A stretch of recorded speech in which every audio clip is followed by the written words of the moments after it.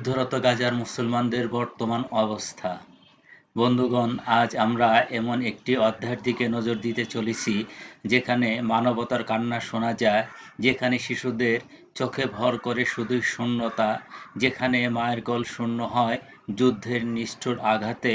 আজ আমরা কথা বলবো গাজার যুদ্ধ বিধ্বস্ত সেই ভূমির কথা, যেখানে প্রতিদিনই মানবতার মৃত্যু ঘটে।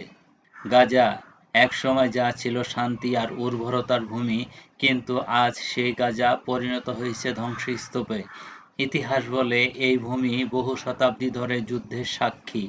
একদিকে ধর্মীয়, অন্যদিকে ভৌগোলিক কারণে গাজা বারবার আক্রমণের শিকার হয়েছে।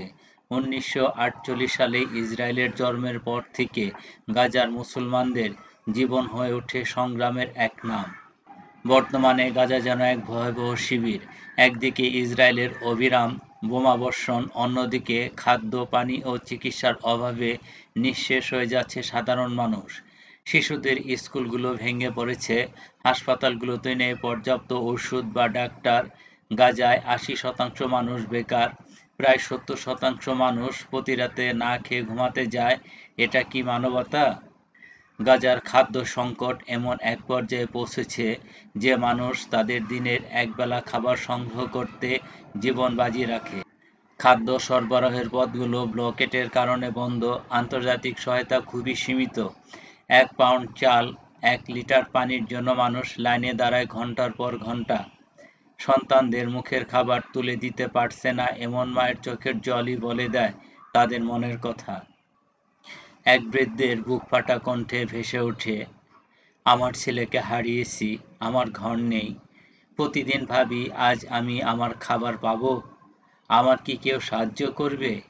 এমনই এক ছোট বাচ্চার গলায় ভেসে ওঠে, আমার বাবা আমাকে বলতেন পড়াশোনা করো, বড় হয়ে ডাক্তার হও, কিন্তু আজ আমার স্কুল নেই, বাবা আমাদের ছেড়ে চলে গেছেন, আমি ডাক্তার হব কিভাবে?